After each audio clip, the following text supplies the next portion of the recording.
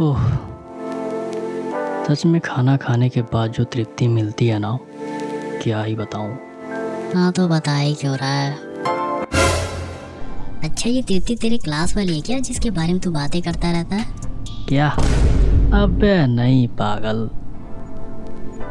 तृप्ति बोले तो सुकून, शांति, आनंद। हाँ वो तो है।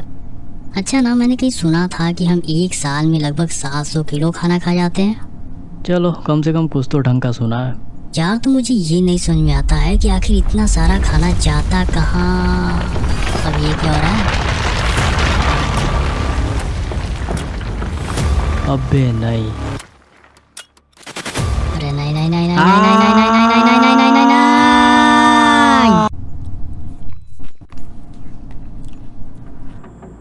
ओह, चलो कम से कम जान तो बची।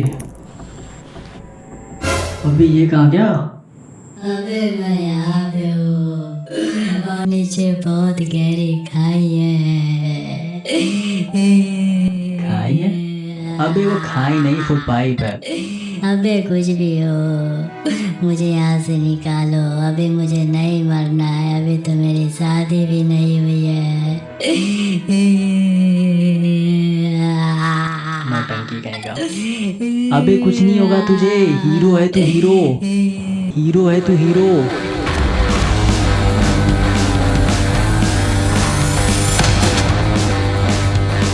चल अच्छा ठीक है, बहुत हुआ, अब यहाँ से निकलने की सोचते हैं।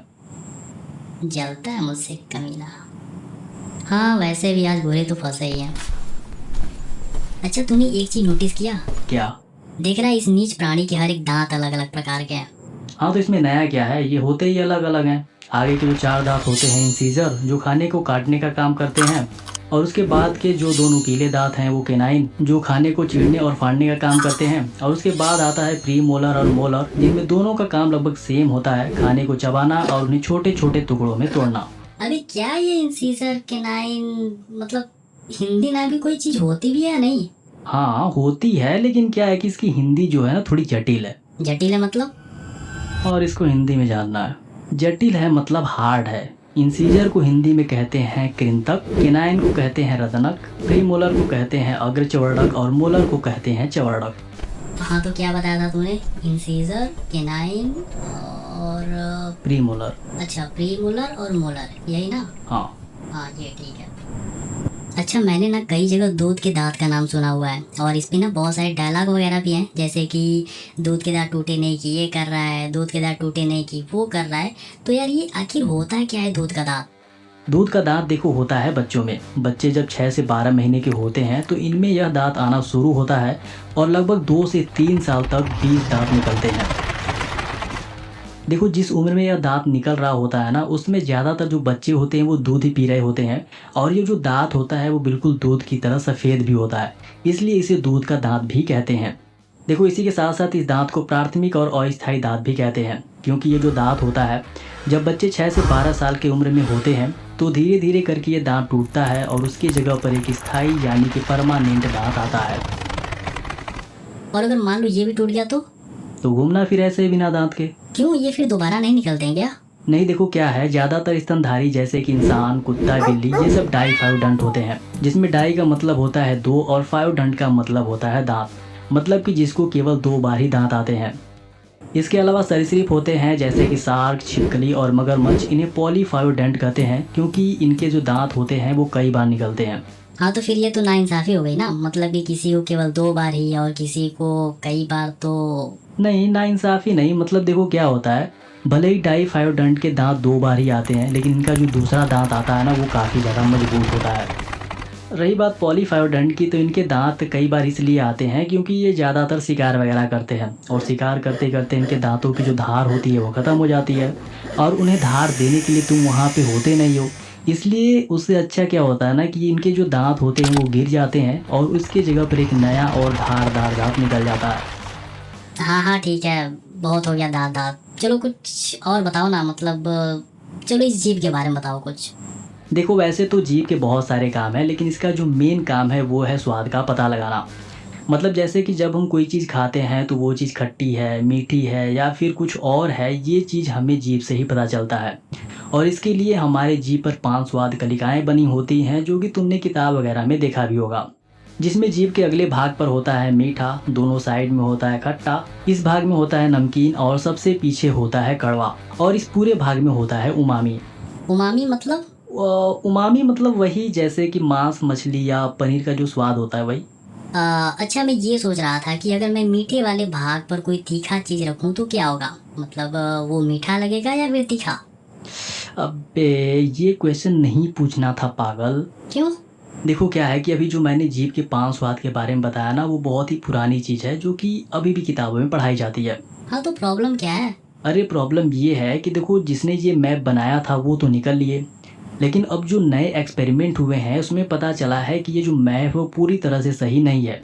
वास्तव में हमारे जीभ का हर हिस्सा सभी स्वाद को महसूस कर सकता है, क्योंकि जो स्वाद कलिकाएं होती हैं वो पूरे जीभ पर फैली होती है, ना कि एरिया वाइज। वही तो मैं सोचूं कि यार मिर्च को मैं अपने जीभ पर कहीं भी रख लूं, उसका स्वाद तो तीखा ही लगता है। देखो ये तो हुआ जीभ का पहला काम, और इसका दूसरा काम है खाने को दांत के बीच मिलाना ताकि उसे चबाया जा सके। अब चबाने के साथ साथ यह खाने को लार के साथ मिक्स करता है ताकि उसे आसानी से निगला जा सके। अरे अभी ये बीच में लार कहाँ से आ गया? मेरे बच्चे, ये जो लार है ना वो बीच में नहीं बल्कि सबसे पहले आता है। खाना देखते ही या सिर्फ महक से ही जो तेरे मुंह में पानी आता है ना, वही होता है लार। ओह, अच्छा, ये लार आता कहाँ से है और इसका कोई काम वाम भी है कि बस ऐसे ही? नहीं ऐसे ही नहीं, देखो ये जो लार है ना वो लार ग्रंथियों से आती है, जो कि हमारे शरीर में 3 जोड़ी होती है।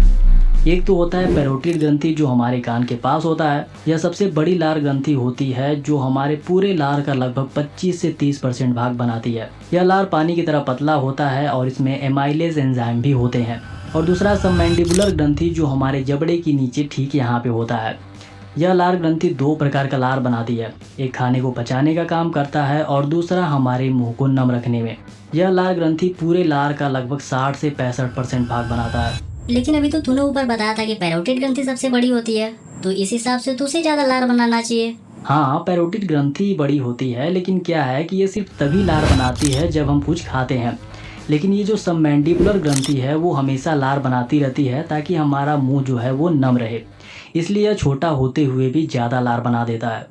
अच्छा, तो ये बात है। ये तो कछुआ और खरगोश वाली कहानी की तरह हो गया, नहीं? हाँ, और हमारा तीसरा लार ग्रंथि होता है सबलिंगुअल जो हमारे जीभ के ठीक नीचे होता है, और यह पूरी लार का बचा हुआ 10% भाग बनाता है। और इसका जो लार होता है वो काफ़ी ज़्यादा गाढ़ा और चिपचिपा होता है, जो खाने को चिकना बनाता है ताकि वो आसानी से अंदर जा सके। और इसी के साथ ये हमारे मुंह को ज़्यादा लंबे देर तक नम भी रखता है। अब देखो ये जो तीनों ग्रंथियां हैं ना वो हमारे ब्रेन से कनेक्टेड होते हैं, इसलिए जैसे ही हम खाने को देखते हैं या फिर उसकी महक हमारे तक आती है तो हमारे दिमाग को ये लगता है कि अब ये जो खाना है वो हमें मिल ही जाएगा। इसलिए वो फटाफट लार ग्रंथियों को सिग्नल भेजता है कि जल्दी जल्दी अपना काम शुरू करो क्योंकि खाना आने वाला है, और इसीलिए खाना मिलने से पहले ही हमारे मुँह में पानी आ जाता है। अच्छा, तो ये बात है।